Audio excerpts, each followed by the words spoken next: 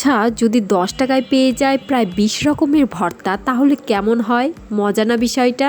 আসসালামু আলাইকুম এভরিওয়ান। আমরা গিয়েছিলাম আজিজুল হক কলেজে কনসার্ট দেখার জন্য, বাট সেখানে এত পরিমাণে ভিড় যে আমরা দেখতেই পারিনি, চলে আসছি।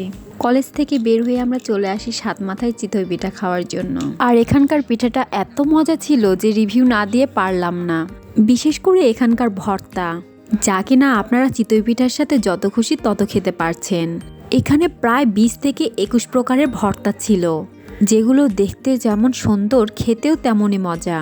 আপনাদের যার যে ভর্তা পছন্দ ঠিক সেই ভর্তাটি খেতে পারেন। এখানে বিভিন্ন প্রকারের ভর্তা রয়েছে, যেমন পুদিনা পাতা ভর্তা, সরিষা ভর্তা, ধনিয়া পাতা ভর্তা, তিল ভর্তা, কালো জিরা ভর্তা, গাজর ভর্তা, নারিকেল ভর্তা, ত্রিশি ভর্তা, যার নাম আমি কোনোদিন শুনিনি, আমলকি ভর্তা, জলপাই ভর্তা, টমেটো ভর্তা, শুকনো মরিচ ভর্তা, বিভিন্ন প্রকারের শুটকি মাছের ভর্তা, এছাড়াও আরো বিভিন্ন প্রকারের ভর্তা রয়েছে, প্রায় 20 রকমের ভর্তা।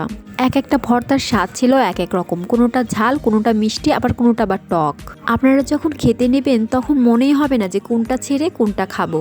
আর এই গরম গরম চিতই পিঠার সাথে এই সব ভর্তাগুলো যেন একদম মানিয়ে গেছে।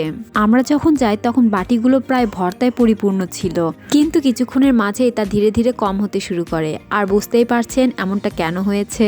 আপনারা যদি এই চিতই পিঠা খেতে আসেন তাহলে আমি অবশ্যই বলবো যে আপনারা গাজরের এবং জলপাইয়ের ভর্তাটা অবশ্যই ট্রাই করে দেখবেন। গাজরের যে একটা সুইটনেস ফ্লেভার আছে, এটার জন্য এই ভর্তাটা আরো বেশি মজার মনে হয়েছে।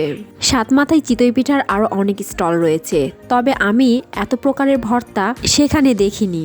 তাদের এখানে ভাপা পিঠাও তৈরি করা হয়, তবে চিতই পিঠার এত চাহিদা যে তারা ভাপা পিঠা বানানোর সময় পায় না। যারা ভর্তা লাভার আছেন এবং চিতই পিঠা দিয়ে ভর্তা খেতে পছন্দ করেন তারা অবশ্যই একবার এখানে আসার চেষ্টা করবেন।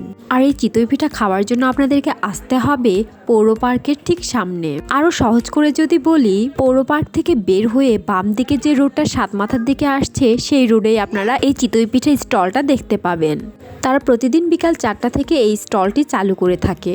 আপনারা সন্ধ্যার আগে গেলে অথবা সন্ধ্যার পরে গেলে সবগুলো ভর্তাই টেস্ট করে দেখতে পারবেন। তবে যদি দেরি করে যান তাহলে সবগুলো ভর্তা নাও পেতে পারেন। গরম গরম চিতই পিঠার সাথে বিভিন্ন স্বাদের ভর্তা কিন্তু খেতে দারুণ লেগেছে।